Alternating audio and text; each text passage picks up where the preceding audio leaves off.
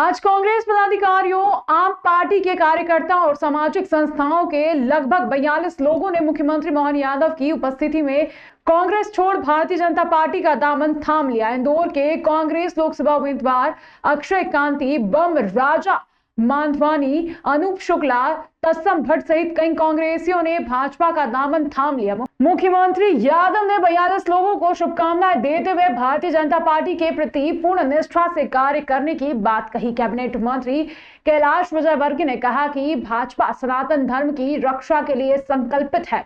इस दौरान कार्यक्रम स्थल मोदी मोदी और जय श्री राम के उद्घोष से गूंज उठा। इस दौरान हजारों भाजपा कार्यकर्ताओं ने लोकसभा उम्मीदवार शंकर लालवानी की जीत को ऐतिहासिक बनाने का संकल्प भी लिया।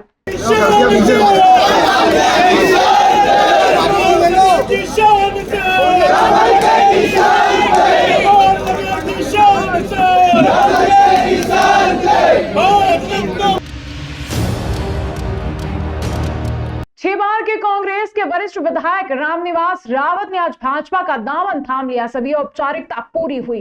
रावत श्योपुर क्षेत्र के दिग्गज नेता हैं। माननीय हम सबके नेता आदरणीय रामनिवास रावत जी को भारतीय जनता पार्टी के परिवार में शामिल करने जा रहे हैं। अरे जोरदार ताली बजाइए और इस सुनहरे मौके के गवाह बनिए।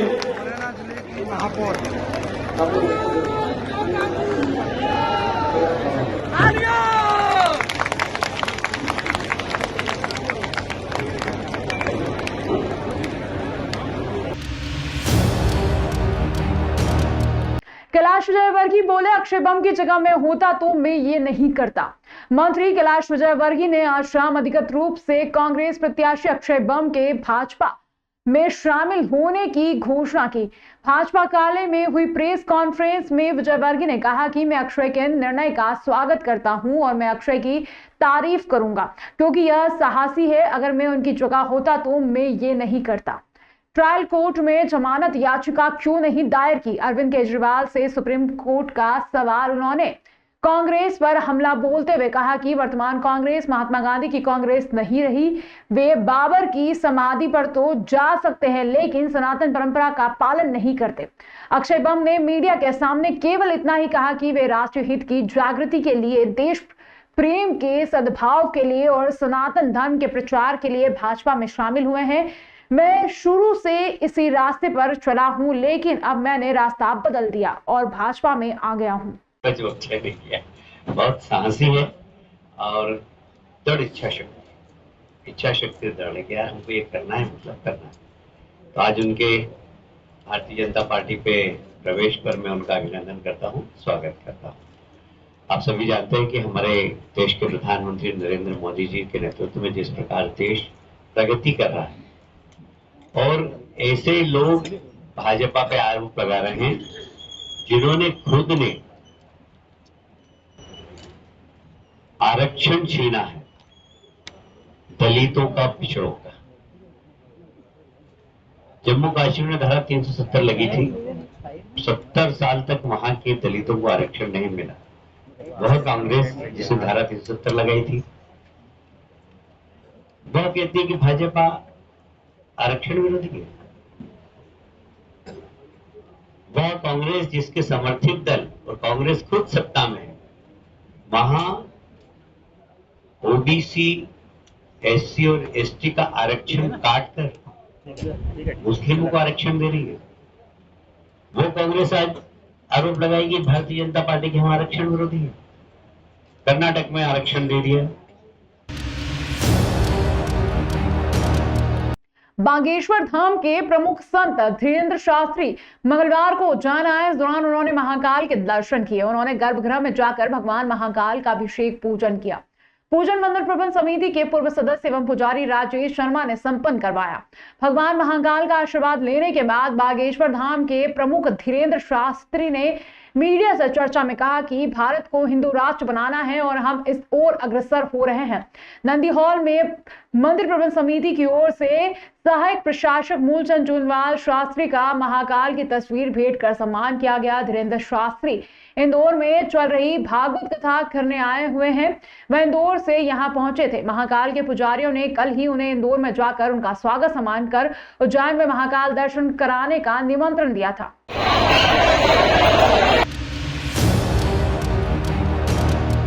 इंदौर में मेट्रो ट्रेन प्रोजेक्ट में गति देने संबंधी कवायद तेज कर दी गई है।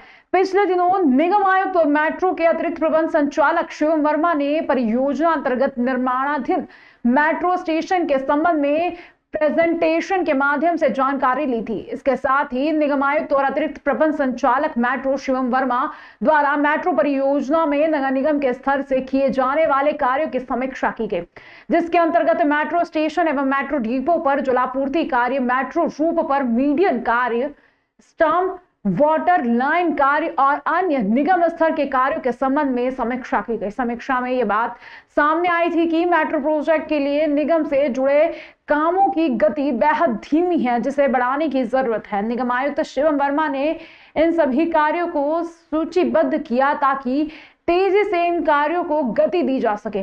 निगम आयुक्त ने इसके लिए निगम अधिकारियों को जरूरी दिशा निर्देश भी दिए। मेट्रो में चूंकि नगर निगम से बहुत सारे कोऑर्डिनेशन के पॉइंट्स रहते हैं मेट्रो हमारे लिए, शहर के लिए बहुत ही महत्वपूर्ण प्रोजेक्ट है और हम सभी चाहते हैं कि मेट्रो का काम तेज़ी से हो, पूरा हो। तो ऐसे कोऑर्डिनेशन के पॉइंट जैसे स्टेशंस पे यूटिलिटी लाइंस की मैचिंग होती है, पार्किंग एरियाज, तो ये सब जो भी इस तरह के पॉइंट्स है, कहीं जगह पे से हमको एक पार्टीशन या डिवाइडर बनाना है जहाँ पे इनके पियर्स आ गए, तो ऐसे कई कोऑर्डिनेशन के पॉइंट्स थे। हमारे भी सभी संबंधित शाखाओं के अपर आयुक्त गए थे, उसमें सबने अपने पॉइंट्स नोट किए हैं। हम लोग कोऑर्डिनेट करके प्रयास कर रहे हैं कि हमारे मेट्रो का जो काम है तेज़ी से हो, ताकि शहरवासियों को मेट्रो की सौगात जल्दी मिल सके। राजगढ़ जिले के ब्यावरा सुठालिया बाईपास रोड से 2 किलोमीटर दूर लोदीपुरा जोड़ के पास देर रात्रि में एक बड़ा हादसा हो गया। ट्रैक्टर ट्राली में सवार 24-25 लोग घायल हो गए, वहीं 3 लोग गंभीर घायल होने से उन्हें रेफर कर दिया गया। मिली जानकारी के अनुसार ट्रैक्टर ट्राली में सवार लोग निपानिया गांव से शादी समारोह में शामिल होकर अपने गांव मोई जा रहे थे। इस बीच ट्रैक्टर ट्राली पलटने से सड़क हादसा हो गया। घायलों को एम्बुलेंस 108 की मदद से ब्यावरा सिविल अस्पताल पहुंचाया गया, जहां घायलों का उपचार किया जा रहा है। घटना की जानकारी मिलने पर ब्यावरा एसडीओपी नेहा गौर, थाना प्रभारी सहित पुलिस बल के साथ पहुंचे। पुलिस ने 279-337 आईपीसी की धारा के तहत मोटर व्हीकल एक्ट 184 का मामला दर्ज कर जांच में लिया है। तो कहाँ से आ रहे थे, मतलब क्या शादी समारोह से? हाँ। चला कौन रहा था ट्रैक्टर? इधर से मैं ले गया था। हाँ। और उधर से भी लाया तो बाईपास के नाके से रामनिवास आया। कौन सा बाईपास? ये सुटाले बाईपास, लोदीपुरा जोड़ के आसपास। हाँ, सुटाले बाईपास। हाँ, वहाँ से रामनिवास आया, वो पानी पीने चल जाएंगे। हाँ। वो आया, वो ट्रैक्टर लेके भाग गया, मेरे को वहीं छोड़ दिया। तो हुआ कैसे एक्सीडेंट? ये एक्सीडेंट सर पता नहीं अब। आज एक बहुत दुखद एक्सीडेंट हुआ है, जिसमें निपानिया गए थे ये लोग शादी समारोह के लिए। निपानिया से ये लोग वापस मोई आ रहे थे। मोई आते समय एक एक्सीडेंट हुआ जिसमें 24 से 25 लोग घायल हैं। अभी उसमें से कुछ 2-3 लोग गंभीर हैं, जिन्हें हायर सेंटर रेफर किया गया है। इसमें जो लोदीपुरा जोड़ है वहाँ पर ये एक्सीडेंट हुआ है। इंदौर नगर निगम ने बगैर काम फर्जी बिलों के जरिए करोड़ों का भुगतान लेने वाली फर्मों की जांच पड़ताल में लगातार घोटाला सामने आ रहा है। इन फर्मों को बगैर काम ट्रेचिंग ग्राउंड में मिट्टी डालने के नाम पर 4 करोड़ रुपए का भुगतान निगम से हुआ। कागजों पर यह काम 2019-20 में करना बताया गया, जबकि बिल 2022 में लगाए गए। नगर निगम की जांच कमेटी ने इस फर्जीवाड़े को पकड़ा है। कमेटी को यह जानकारी भी हाथ लगी है कि फर्जीवाड़े का खेल सिर्फ ड्रेनेज विभाग में ही नहीं, निगम कई अन्य विभागों में भी चल रहा है। इसमें निगम के कई अधिकारियों की संलिप्तता भी सामने आई है। कमेटी में रिपोर्ट तैयार कर मुख्य सचिव को भेज दी है। देखिए, हमने जब इनिशियल एफआईआर कराई थी तो उस एफआईआर में 20 बिल दिए गए थे उन 5 फर्मों के। उसके बाद नगर निगम ने भी पैरेलली अपनी जांच करनी प्रारंभ करी और हमने उन सभी फर्मों के अन्य बिल जो गत वर्षों के थे उनको निकाला और इस पे आगे कार्रवाई भी कर रहे हैं। इसमें कुछ गिरफ्तारियां भी हुई हैं पुलिस के द्वारा और उन गिरफ्तारियों के आधार पर, उनके कथनों के आधार पर आगामी कार्रवाई होगी। साथ ही साथ हमारी जो जांच है जिसमें हमने उनके पुराने बिलों को, उसमें उन बिलों पे क्या भुगतान हुए, इन सब, और ये क्या वो बिल वैध थे, इस पे हम लोग की अपनी पैरेलल जांच भी चल रही है। हम इसमें और लीगल पहलू भी तलाश रहे हैं कि किस प्रकार हम लोग अगर उन फर्मों पे कोई वसूली या इस प्रकार की कार्रवाई भी कर सकते हैं, तो उन पहलुओं को भी हम लोग लीगल तरीके से टटोल रहे हैं और उस हिसाब से हम लोग वो भी कार्रवाई कर रहे हैं। हमारी जांच रिपोर्ट, हमने कुछ अंतरिम प्रतिवेदन भी शासन को भेजे हैं, कुछ हमारे ऑडिट के और अकाउंट्स के जो कर्मचारी जिनको हमने चिन्हित किया कि शायद उनके भी मिली भगत हो सकती है, तो हमने कुछ प्रतिवेदन भी भेजा है कार्रवाई के लिए, और जिन पे हम लोग कार्रवाई कर सकते हैं वो कार्रवाई भी कर रहे हैं। नरसिंहगढ़ तहसील के अंतर्गत कुरावर टप्पे में ग्राम पंचायत बिरगड़ी, ग्राम किथिरी और बाबरोन के ग्रामीणों ने 27 फरवरी को बेमौसम हुई ओलावृष्टि और बारिश के कारण फसल नष्ट होने से किसानों का काफी नुकसान हुआ। नायब तहसीलदार, एसडीएम, क्षेत्रीय विधायक और राज्य मंत्री गौतम टेटवाल द्वारा सर्वे के बाद 7 दिन के अंदर फसल नुकसान का मुआवजा राशि दिलाए जाने का आश्वासन दिया था, मगर शासन द्वारा आज तक कोई मुआवजा नहीं दिया गया। जबकि शाजापुर जिले में काला पीपल तहसील के गांव में हुए नुकसान का भुगतान किसानों को कर दिया गया। किसानों ने कलेक्टर से मांग की है कि मतदान से पहले उक्त तीनों गांव के किसानों को फसल मुआवजा राशि का भुगतान नहीं किया गया तो तीनों गांव के ग्रामीणों द्वारा मतदान का बहिष्कार किए जाने की चेतावनी दी है। मुआवजा नहीं डाला तो हम चुनाव का बहिष्कार करेंगे। अरे हमारे यहाँ 90% नुकसान हो चुका। किसी 3 गांव में एक शादी तक भी कोई नहीं कर सका। अगले मतलब बोने के इनके लिए भी पैसा नहीं है, उसके लिए क्या करेंगे? मुआवजा नहीं मिला, किसान की हालत ज़्यादा ही खराब हो। सरकार भी देख रही थी फसल पूरी तरह नष्ट हो चुकी, 90% नष्ट हो चुकी सारी।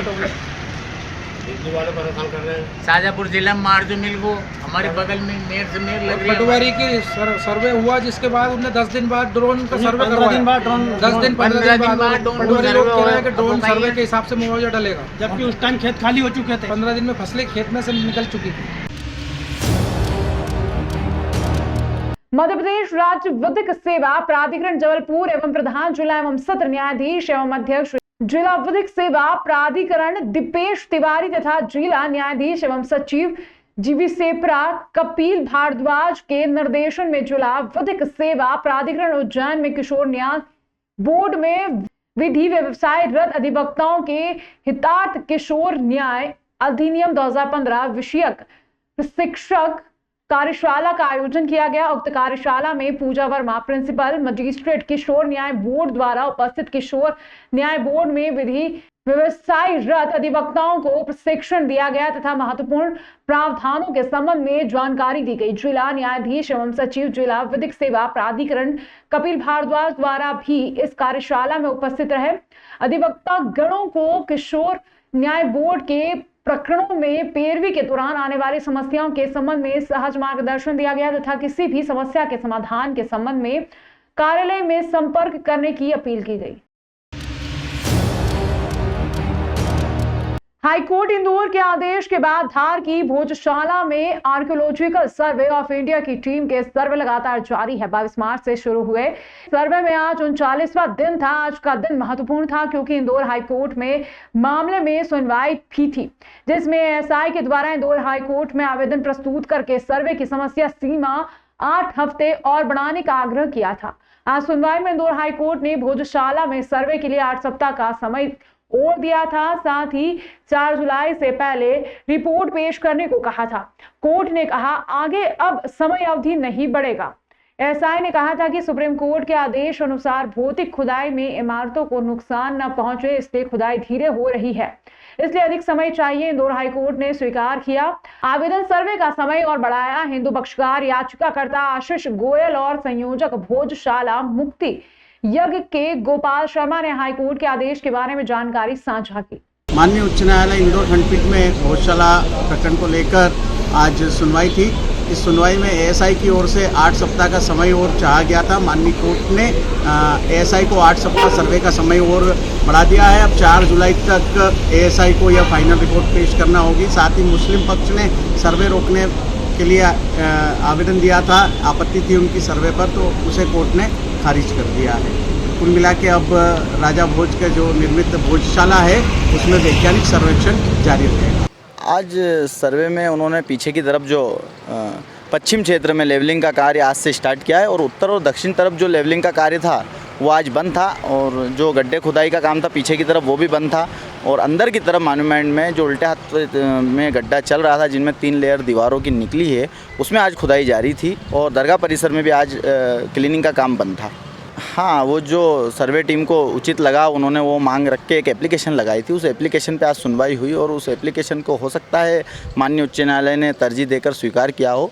हमारी भी एक एप्लीकेशन थी, अब उस बारे में आपको मैं वकील साहब से चर्चा होगी और चूँकि मैं अंदर था अभी मुझे इस बारे में ज़्यादा जानकारी नहीं है। हाँ, आप लोगों के माध्यम से पता लग रहा है, लेकिन किस हिसाब से और क्या गाइडलाइन तय होगी वो कल जो कॉपी आएगी हम लोगों का उसमें पता चलेगा किस हिसाब से ये सर्वे आगे बढ़ेगा। देश गांव शहर सब पे नजर, सबकी खबर, नया रूप है नए है रंग, सबको समेटे अपने संग।